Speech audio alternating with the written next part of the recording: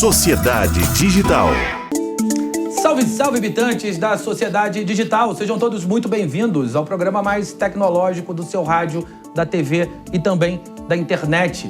No programa de hoje, falamos sobre os cartórios e o impacto da tecnologia em como a gente formaliza, como nós vamos formalizar as nossas relações entre nós, entre as empresas, o quanto os contratos inteligentes, tecnologias de blockchain, de inteligência artificial, claro, sempre ela, quanto isso tudo vai afetar a nossa vida. Para ajudar a gente a entender essa história toda, está aqui Andrei Duarte, que é vice-presidente do Colégio Notarial de São Paulo e tabelião. Andrei, seja muito bem-vindo à Sociedade Digital. Obrigado, André. Oi para todos os amigos da Sociedade Digital. Vamos lá, vamos tentar desvendar esse incrível mundo novo, né? É isso, é um mundo que... Eu vou começar com uma pergunta que eu ouço bastante quando a gente fala de leis e relações contratuais. A tecnologia vai acabar com os cartórios? Oi, então, André, essa pergunta é clássica, né? As pessoas têm essa curiosidade, porque nós somos uma atividade secular e muito tradicional, né? E você tem a tecnologia que rompe, né? E como assim, a tecnologia, ela produz efeitos transversal, ela pega todas as atividades, todos os setores, todas as formas de prestar serviço, assim por diante, e não ia ser diferente conosco. Agora, se ela vai acabar ou não, depende da nossa reação. A nossa reação, você tem que saber se você vai incorporar ou não uma tecnologia, se você vai agregar valor a essa tecnologia e ela vai agregar valor a você. O que eu quero dizer com isso? A gente identifica tecnologias novas, produtos tecnológicos novos e tudo mais que patinam. Pega a tokenização, vamos pegar algo que é correlato, mercado de carbono e assim por diante. Você vai vendo que às vezes falta credibilidade, às vezes falta segurança, às vezes falta... E não só segurança do ponto de vista de ser seguro ou não, mas do ponto de vista da pessoa identificar segurança naquilo. Nesse ponto, eu acho que a gente tem muito a agregar. Que a gente pode emprestar a nossa história para uma determinada tecnologia, nossa história para um determinado produto tecnológico, que a gente pode ser um indutor da assimilação de tecnologias. Quando a gente olha para esses impactos e começa a granularizar essa análise, a gente vai ver blockchain, os smart contracts, que naturalmente estão pautados no blockchain, mas que tem uma tecnologia própria para fazer com que o cumprimento dos contratos de fato aconteça e as medições que dizem respeito a determinados acordos de níveis de serviço também aconteçam. Você pode automatizar esse processo. Você tem inteligência artificial, tem um monte de coisa acontecendo. Quem vai impactar a operação dos cartórios e, em última instância, da relação entre pessoas e empresas no menor espaço de tempo? Vamos lá. Primeiro ponto, assim, a gente fazer uma ressalva. Somos alguns tipos de cartório. Então, a gente teria que identificar primeiro esse. Temos os registros de imóveis, temos os registros de civis de pessoas naturais, nascimento, morte. Temos os tabeliães que colhem vontade, que lida direto com a pessoa e faz um assessoramento jurídico. Então, você vai ter diferentes impactos. Por exemplo, a blockchain, ela impacta fortemente o registro de imóveis, do ponto de vista de tecnologia e da função em si. Tem toda a questão regulatória dos efeitos jurídicos e determinado do registro de imóveis, que não há previsão numa rede blockchain ou seja, não há uma previsão jurídica de efeitos para aquele ato em si registrado numa rede, mas causa impacto. Aí o smart contracts pode causar impacto em nós, muito embora eu veja que a nossa função de assessoramento é cada vez mais necessário num ambiente muito complexo. Você falou de ambiente negocial, de contratos, de relação corporativa. São ambientes extremamente complexos, de efeitos jurídicos complexos, de regras jurídicas complexas, que dificilmente uma pessoa tem noção e alcance dos efeitos e das opções que ela tem. Então, nesse ponto, acho que também agregamos valor, no sentido da gente ser uma porta pública de aconselhamento da pessoa decidir. Eu brinco, às vezes, que a gente fala em smart contracts, mas a gente também precisa de smart usuário, porque quando você coloca a opção de comando dentro para a pessoa fazer as suas opções, coloca lá, com hipoteca e alienação fiduciária. Se perguntar isso para um leigo, o cara vai falar, hã? Claro. Isso tem um efeito gigantesco em tudo que ela vai fazer. E tem mais um outro ponto que eu acho muito importante. Nos smart contracts, porque você tem uma execução automática, né, pré-determinada no próprio programa, no próprio código,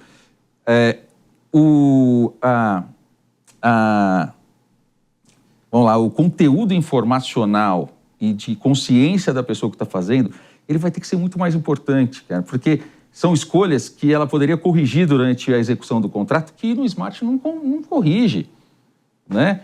Por quê? Porque são decisões já tomadas. Vou te dar um exemplo que também tem a ver com o cartório. No Smart está lá previsto que se ele dever uma parcela, vai para o protesto. E não tem para quem ele ligar. Vai automático, digitalmente. Então, assim, mais certeza ela vai ter daquilo que ela vai tomar, que ela vai ter que decidir. Então, há espaço, né? Isso quer dizer que coisas que a gente faz vão mudar e coisas novas podem aparecer. A gente tem que saber reagir.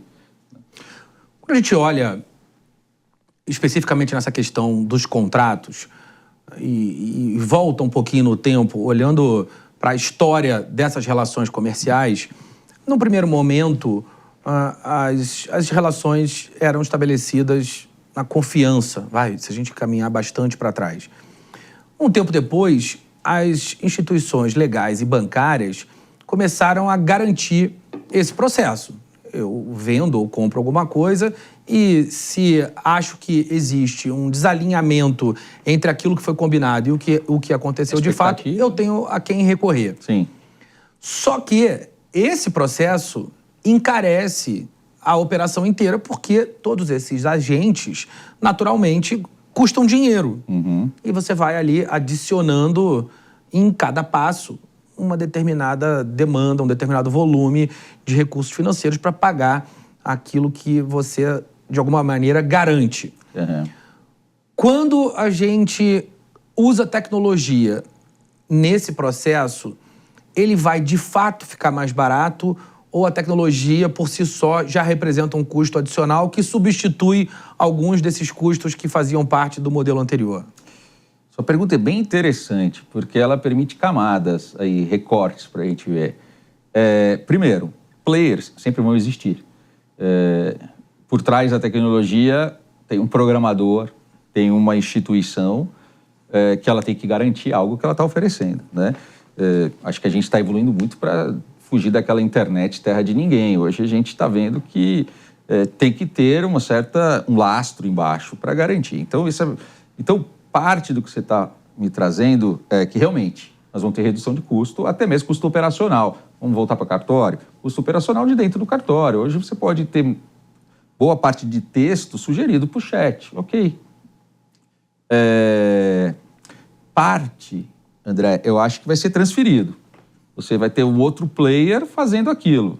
Não é uma redução propriamente dita. Você pode ter ali... Eu vejo dessa forma também. Né? Você tem ali uma... Você vai pulando, né? Você está mudando a dinâmica de poder, a dinâmica financeira, para onde vai o dinheiro, para onde fica, mas está lá.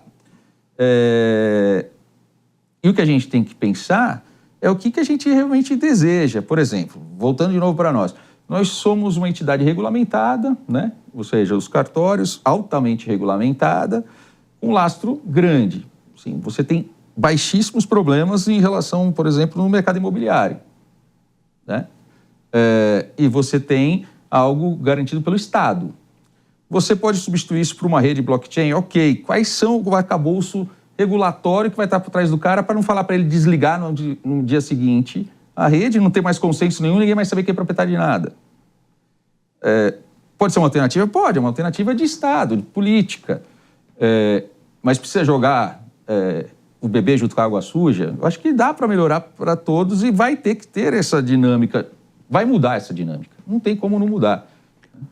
Quando a gente olha os dados que permitem que essa nova estrutura seja desenhada e entregue para as pessoas, a gente tem 3 grandes visões globais de uso de dados. Uma visão americana, que privilegia as empresas, uma visão europeia que privilegia as pessoas, que em tese é o que o Brasil acompanha com o LGPD, uma visão chinesa que privilegia o Estado, o bem comum, o argumento do bem comum, Sim. e o Estado pode utilizar esses dados para o que ele quiser, em tese. Como ficam as questões de segurança de dados e privacidade do ponto de vista de Estado num país como o Brasil, que tem essa interpretação mais próxima da Europa? André, a tua pergunta vai me fazer me levar para o que eu tenho mais simpatia ou não. Claro. A minha simpatia é na visão europeia, né? Vou até usar a palavrinha de moda e tal, que gera um empoderamento do indivíduo sobre os dados que ele produz. Sim. Né? Pelo menos tenta, né? Então, assim... E, nesse sentido, os cartórios, isso não é novo, sempre, até antes mesmo de tecnologia, havia esse negócio que a concentração de informação é próprio de um país autoritário. E os cartórios são descentralização de informação. Você tem 9.000 postos, né? Cada um com uma gestão de parte dos dados, de imóveis, de pessoas, de negócios, espalhados, de protestos, de títulos de crédito, espalhados pelo Brasil, que dificilmente... você vai ter uma autoridade suprema mandando nesses dados. Então, eu acho isso um ganho, de uma maneira geral, porque a primeira coisa que o ditador faz é concentrar as informações, traz para mim e eu vou decidir o que eu faço com tudo. Então, assim, eu gosto da visão atômica do proprietário do dado. O proprietário do dado é quem produz o dado. Eu acho até uma visão econômica limitada da visão, por exemplo, empresarial, que joga os dados para dentro de sua empresa e poucos ganham. Eu acho até que, economicamente, se você conseguisse criar um mecanismo de um mercado de dados onde a pessoa é proprietária, você teria gerado uma riqueza dispersa por toda a sociedade. Então, assim, dentre as opções, a da China, do Estado, essa é difícil até claro. A gente tentar defender algum ponto positivo disso. Claro. A das empresas, eu acho uma semi-concentração quase chinesa, só muda o ator que controla.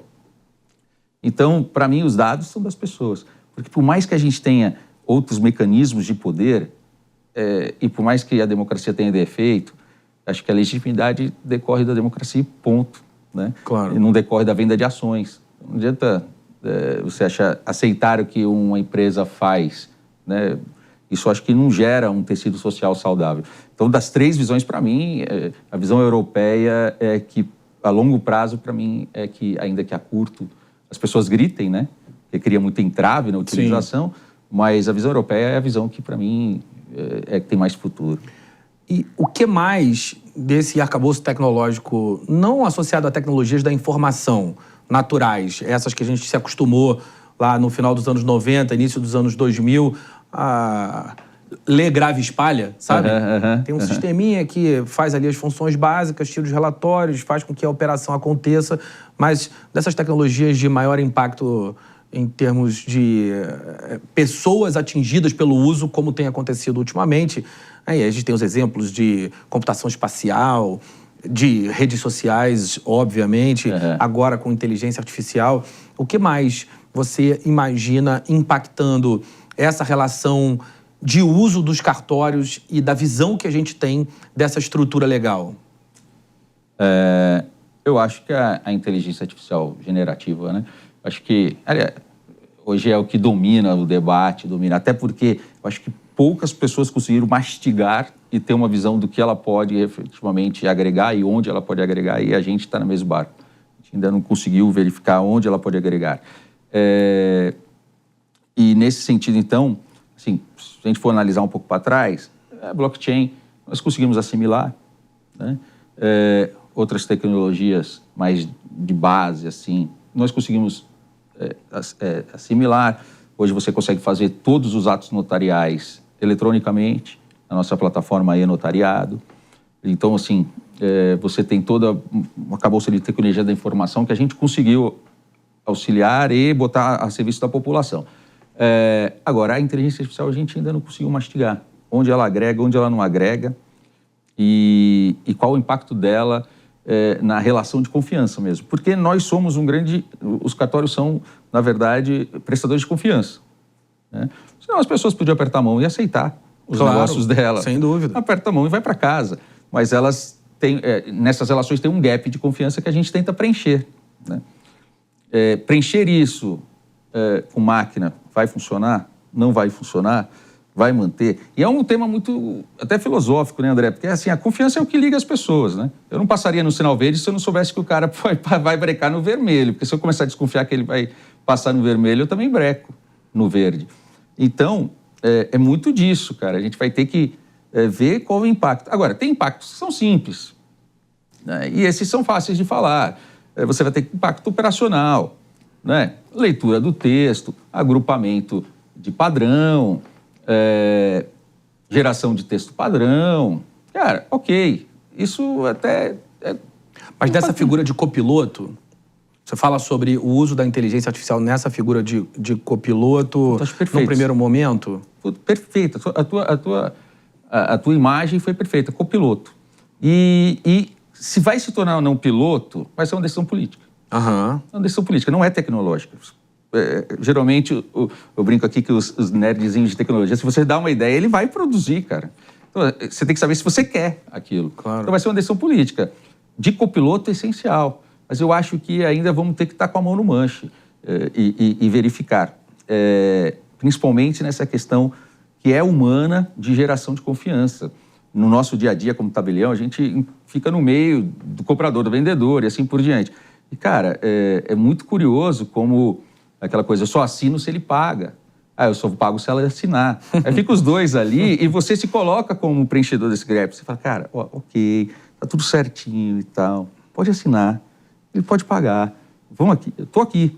Vamos lá, vamos fazer isso. É isso que a gente empresta. Esse é um fator humano também, né? Claro. Será que isso vai ser preenchido para o smart? Quem vai dar o enter primeiro? Sabe que, você falando dos nerds de tecnologia, entre os quais eu me enquadro, a gente fez uma pesquisa há relativamente pouco tempo para entender a propensão das pessoas a utilizarem inteligência artificial como mediadora de conflitos. Quanto você deixaria um algoritmo e se deixaria, em quais condições, mediar uma relação de conflito que você tenha com uma outra pessoa ou outra empresa? E a esmagadora maioria das pessoas diz que não deixaria em nenhuma hipótese, porque ainda não confia nos algoritmos. Por mais que a gente já tenha evoluído, por mais que os algoritmos apresentem argumentos convincentes para que essa mediação seja feita, as pessoas preferem, aí sim, usar como um copiloto para si, para obter informações, alternativas, propostas de acordo. A tomada de decisão. E a tomada de decisão, ela é realizada pela pessoa. A percepção de controle. O olho no olho, naturalmente, com a prerrogativa de usar inteligência artificial nessa figura de copiloto que eu mencionei, mas sem que o algoritmo tenha poder de decisão.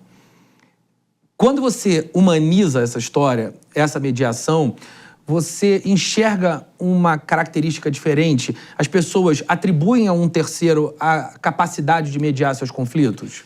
Não tenho a menor dúvida. É diferente? Não tenho a menor dúvida. É diferente. E vai de característica pessoal, de quem está estando na intermediação, de quem está tentando corrigir, de quem está tentando criar, gerar consenso. Cara, eu não tenho a menor dúvida. E acho que aí a gente vai até fugir para um debate que é até melhor com vinho, né? Que é o efeito psicológico dessa relação, empatia. Será que eu tenho dúvida, será que em algum momento da história da humanidade a gente vai conseguir gerar confiança com uma máquina, vai gerar empatia com a máquina, eu vou me reconhecer na máquina e vou aceitar as dicas dela, o que ela vai me falar em questão complexa? Vou te dar um caso, assim. Eu estive entre o grupo de tabelienses que desenvolveu e introduziu e criou o e-notariado. O grupo de tabelienses foi no meio da pandemia, os cartórios não podíamos fechar o serviço público, mas ao mesmo tempo as pessoas não vinham e os negócios parados, e a gente conseguiu aproveitar e criar essa plataforma para fazer os atos à distância, mantendo o distanciamento social lá e a segurança, questão de saúde. Beleza. Quando nós introduzimos, quando a pandemia arrefeceu, a gente imaginou assim, nós vamos ter aí uma quantidade esmagadora de atos digitais. As pessoas vão tratar tudo por videoconferência, que a plataforma trabalha nesse sentido, videoconferência, grava, assinatura digital, criptográfica, guarda ali as mensagens e tal. Beleza. A gente imaginou, cara, Isso vai ser, pum. Tinha cara já imaginando assim, pô, eu vou ter que enxugar cartório, vou ter que diminuir tamanho, porque não tem mais necessidade de ter esses postos de trabalho aqui, postos de atendimento. Nada. Se ficou no meio a meio, se ficou aí 60, 40, variando o mês. Cara, as pessoas querem ir falar com a outra. Ela quer apertar a mão. E eu acho que isso também a gente está vendo, André, no mundo corporativo do home office. Você vê que você consegue tratar níveis de reunião por videoconferência até um determinado padrão. Claro. Aí chega agora, vamos ver, o cara fala, pô, quando a gente vai se encontrar? Eu acho que isso ainda perdura há muito tempo, se não perdura para sempre.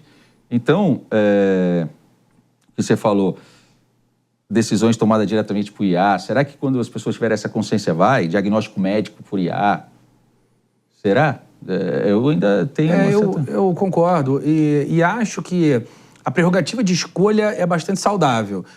Usando o seu exemplo do home office, se eu tenho a possibilidade de fazer determinadas conversas em home office e em outras conversas no escritório, se eu consigo ajustar de maneira produtiva os dias que eu vou para o escritório, eu particularmente adoro ir para o escritório. 2.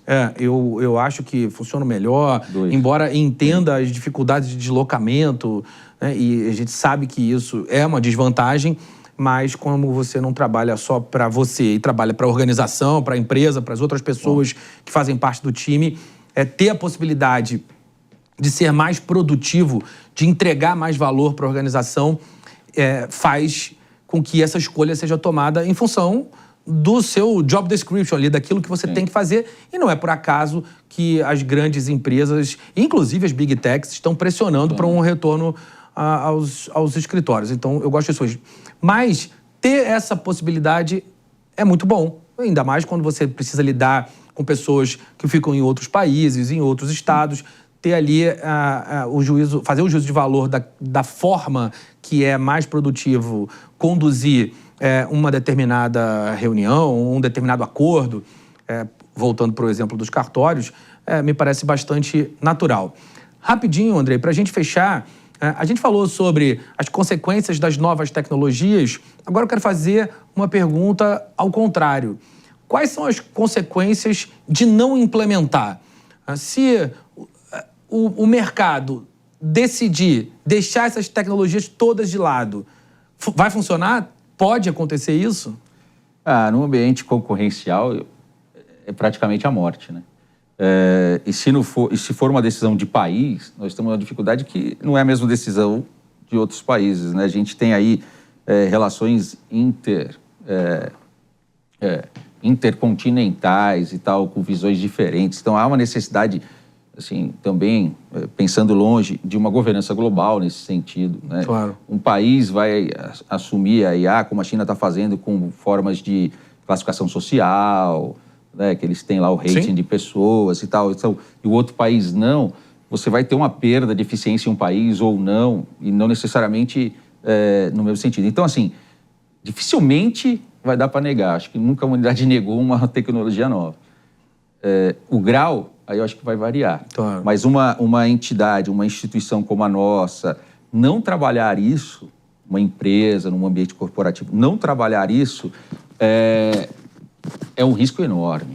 Sim. É um risco enorme, porque a pressão por eficiência, a pressão por tempo... Você pega filhos pequenos hoje que vivem no time do TikTok. 3 segundos, ela quer uma resposta. E isso vai continuar. E aí é preciso endereçar as gerações que chegam nesse processo. Andrei Duarte, vice-presidente do Colégio Notarial do Brasil, tabelião, seja muito obrigado mais uma vez por ter estado aqui no Sociedade Digital. Sempre um prazer te receber. André, obrigado pelo convite, obrigado a todos que se interessaram pelo tema. Disponha. A gente se encontra mais por aqui e eu tenho um encontro marcado com você. Semana que vem a gente segue por aqui, desvendando os mistérios da nossa sociedade cada vez mais digital. Um abraço para todo mundo que nos ouve ver. Tchau, tchau.